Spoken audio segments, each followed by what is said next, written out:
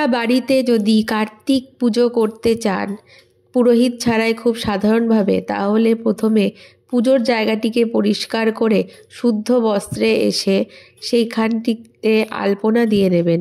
তারপর একটি জলচৌকি পাতবেন, তার উপর সাদা বা হলুদ রঙের আসন রেখে কিছু পরিমাণ আতপ চাল এবং ফুলের পাপড়ি ছড়িয়ে কার্তিক ঠাকুরের মূর্তিটি বা ছবি রেখে দেবেন। এরপরে কার্তিক ঠাকুরের পাশেই গণেশকে প্রতিষ্ঠা করতে হবে। তার জন্য যদি মূর্তি থাকে তো ভালো, না হলে পান পাতার উপর কিছু পরিমাণে আতপ চাল, একটি সুপারিতে হলুদ, সিঁদুর এবং শ্বেত লাল চন্দন দিয়ে রাখতে হবে। গণেশজিকে সাদা পৈতে এবং মৌলি সুতো অর্পণ করতে হবে। তারপর কার্তিক ঠাকুরের ছবিটি বা মূর্তিটি সুন্দর করে ফুল দিয়ে সাজাবেন, মালা দিয়ে সাজাবেন। এরপর ঘট স্থাপন করবেন।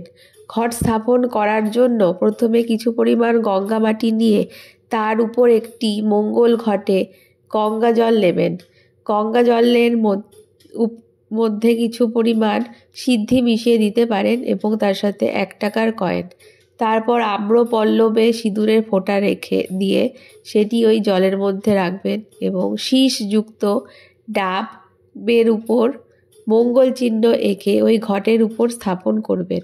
ঘটের উপরে ঘট আচ্ছাদনের গামছা রাখবেন এবং চাঁদমালা রাখবেন।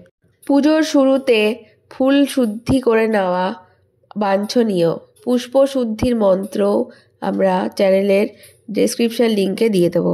এরপর কার্তিক ঠাকুরের উদ্দেশ্যে একটি যে কোনো বাচ্চাদের খেলনা, ময়ূরের পালক এবং তীর ধনুক উৎসর্গ করব। তারপর অবশ্যই গণেশ ঠাকুরের পুজো করে নেব।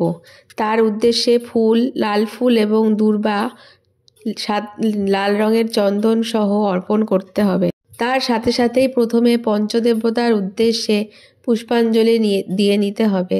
পঞ্চদেবতার উদ্দেশ্যে নৈবেদ্য অর্পণ করবেন। তারপরে কার্তিক পুজোর পুষ্পাঞ্জলি এবং প্রণাম মন্ত্র বলতে হবে। আপনারা চাইলে কার্তিক ঠাকুরের উদ্দেশ্যে মৌলি সুতো এবং পৈতে দান করতে পারেন, সেটি অবশ্যই পুষ্পাঞ্জলির আগে সেরে নেবেন।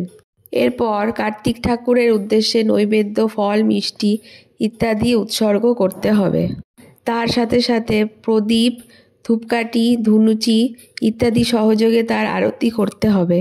তারপর কার্তিক ঠাকুরের উদ্দেশ্যে ধ্যান করতে হবে এবং মনে মনে তাকে কাছে প্রার্থনা করে জানাতে হবে আপনার মনস্কামনা। সব শেষে ফুল, ফল, মিষ্টি ইত্যাদি কোনো বাচ্চাকে উৎসর্গ করে তারপর নিজে খেলে তার সবথেকে বেশি সুফল পাওয়া যায়। কার্তিক পুজোর সমস্ত রকমের মন্ত্র আমাদের চ্যানেলে দেওয়া আছে, সেটি আপনারা ডেসক্রিপশন বক্স থেকে পেয়ে যাবেন। এছাড়া কার্তিক পুজোর বিভিন্ন রকমের উপাচার এবং টোটকা জানতে আমাদের চ্যানেলটিকে অবশ্যই সাবস্ক্রাইব করে দেবেন। ধন্যবাদ।